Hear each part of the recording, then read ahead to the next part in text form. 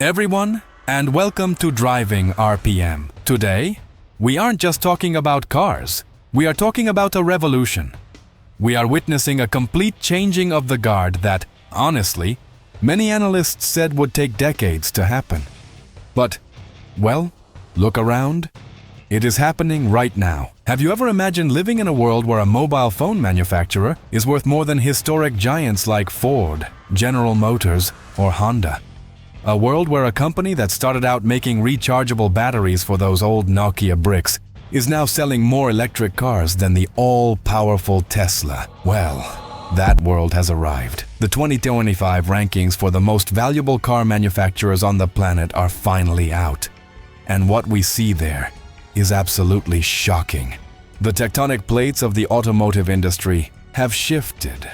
BYD and Xiaomi, yes, Xiaomi, have not only entered the top 10, they have effectively run over century-old giants and are already sitting comfortably in the top 4. In this video, we are going to unravel this incredible story.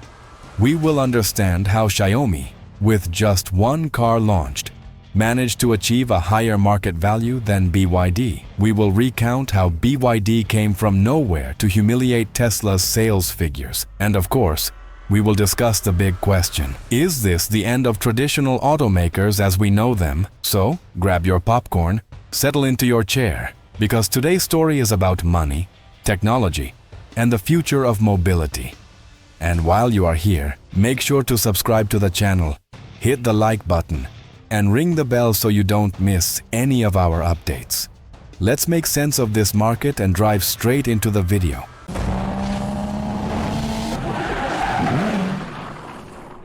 Let's go straight to the numbers because they don't lie. But they do tell a fascinating story. It is January 2026, and the market close of 2025 has given us an unprecedented snapshot of the industry. At the very top, still untouchable in terms of market capitalization, we have Tesla, worth nearly $1.5 trillion. Elon Musk still holds the crown for hype and the promise of artificial intelligence driving the stock price. In second place, we have the resilient Toyota, effectively the last fortress of traditional automakers remaining on the podium, worth its $278 billion. But this is where the magic happens. In third place, it is not Volkswagen, it is not Mercedes, and it isn't Chevrolet. It is Xiaomi. Yes, the very same company that might have manufactured the smartphone in your pocket right now. They hit a staggering $131 billion in market value. And right on their heels, in fourth place, is BYD, worth $130 billion. To give you a sense of the absurdity of this, General Motors, which has been manufacturing cars for over a century, is down in fifth place, worth almost half of these Chinese firms. Ferrari has dropped to eighth, but the question that won't go away is, how?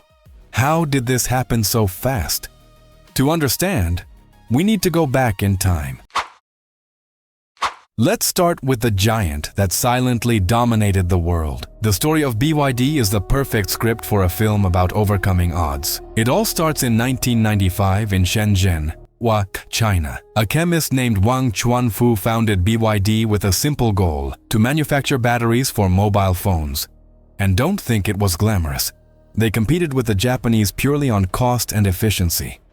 If you owned a Nokia or a Motorola in the early 2000s, there is a high chance the battery inside was made by BYD. But Wang had a bigger vision.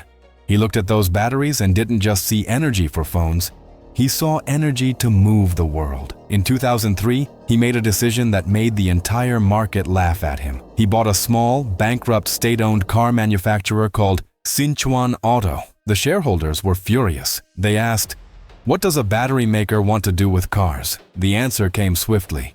BYD didn't just want to assemble cars. They wanted to control the technology. While GM and Ford depended on dozens of suppliers, BYD started making everything in-house. They make the chips, the dashboard, the motors, and most importantly, the batteries. This vertical integration allowed them to have an unbeatable cost structure. Cut to 2008, a gentleman named Warren Buffett, perhaps the greatest investor in history, buys 10% of BYD. The world should have paid attention then. Buffett saw the future was electric before everyone else. Fast forward to 2025? Well, BYD closed the year selling 4.6 million electrified vehicles.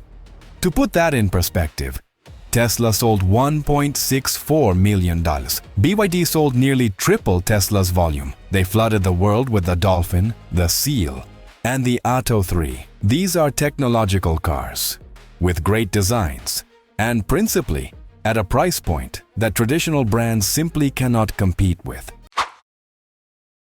BYD is no longer just a cheap alternative. They are the volume leader. But if they sell so much, why are they worth less than Xiaomi in the ranking? Here is where the story gets spicy. If BYD is a story of industrial persistence, Xiaomi is the story of technological audacity. Everyone knows Xiaomi for smartphones. But the founder, Lei Jun, knew the mobile market was becoming saturated. In 2021, he took to the stage and made a dramatic announcement. He said he would enter the electric car market and that this would be the last great entrepreneurship of his life. He put his entire reputation on the table. Many doubted him. Apple, the richest company in the world, tried to make a car for 10 years and gave up. How could Xiaomi succeed in just 3 years? Xiaomi didn't just build a car, they built a smart room on wheels. The SU7 model, launched at the end of 2023, isn't just a vehicle, it's an extension of your phone. The operating system is HyperOS. If you have a Xiaomi air conditioner at home, the car speaks to it. If you receive a call on your smartwatch, the car answers it immediately. This human car-home integration is the holy grail that Apple was looking for. But it was Xiaomi who delivered it. The market reacted with euphoria when orders for the SU7 opened. They sold 50,000 units in just 27 minutes. Waiting lists stretched to 7 months. In 2025, Xiaomi delivered 410,000 vehicles. That might seem small compared to BYD's $4 million. But the financial market doesn't look in the rear-view mirror. It looks through the windscreen. It looks at the future. Investors see a much higher potential profit margin in Xiaomi. They don't see a manufacturer of steel and rubber. They see a tech company selling software and services inside the car. That is why, with only one main model and the new SUV arriving now, it is already worth more than BYD. It's the promise that the car has effectively become the new smartphone. And whilst the Chinese dragons soar, what is happening to the legends of the tarmac? Tesla, despite being number one in value, worth nearly $1.5 trillion, is living through a delicate moment. Auto Tesla's sales fell 9% in 2025. Elon Musk seems to have switched on autopilot regarding car sales to focus entirely on robotaxis and AI. The market still pays a premium for Tesla's promise of an autonomous future, but on the factory floor, in the reality of the day-to-day, Tesla has already lost the volume leadership to BYD, and the legacy brands are struggling.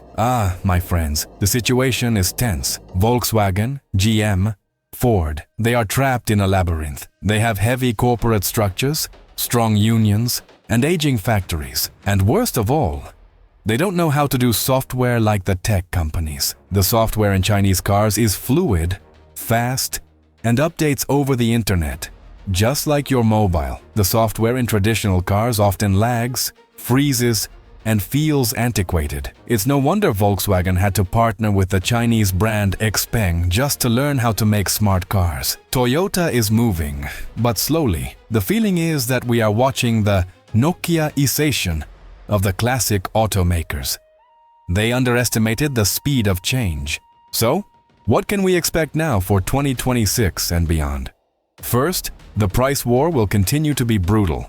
BYD has the margin to lower prices and crush the competition. Xiaomi has cash in the bank and a loyal fan base that will buy anything they launch. The CEO of Xiaomi has already warned, the goal for 2026 is to deliver 550,000 cars. And with the launch of the SU7 Ultra and their new SUV, which will fight directly with the Tesla Model Y, this fight is going to be fierce. Traditional automakers will have to reinvent themselves or die. We will likely see more mergers, more partnerships, and sadly, Some historic brands disappearing or being bought out by the Chinese, just as we've seen with brands like Volvo and MG in the past. The ranking of the top 10 most valuable companies of 2025 is a warning, a scream that the era of the internal combustion engine and heritage brands is over. This is the new era of software, batteries, and speed of innovation. Just adding a note here. Dongfeng, another massive Chinese state-owned manufacturer, has just unveiled a super hybrid system. That's right, a system that achieves incredible thermal efficiency. We are talking about cars capable of doing nearly 2,000 kilometers with a single tank of petrol combined with electric power. Do you think they are only innovating in pure electrification? No. They have advanced massively in combustion efficiency too. They are attacking from all sides and squeezing the traditionals with force. And you? What do you think of all this? Would you buy a car from Xiaomi? Do you trust BYD's technology? Or do you prefer the tradition of a Toyota or the boldness of Tesla? Does this rise of China scare you? Or are you excited about the new technologies arriving on our roads? Leave a comment below. I really want to know your opinion. This discussion is long, and we will continue to follow every chapter of this automotive soap opera. And of course, if you enjoyed this video, don't forget to subscribe to Driving RPM, leave your like, and hit the bell to receive all our notifications. There's already another video starting right here. It's a very interesting one for you to watch next. Until the next video. Cheers!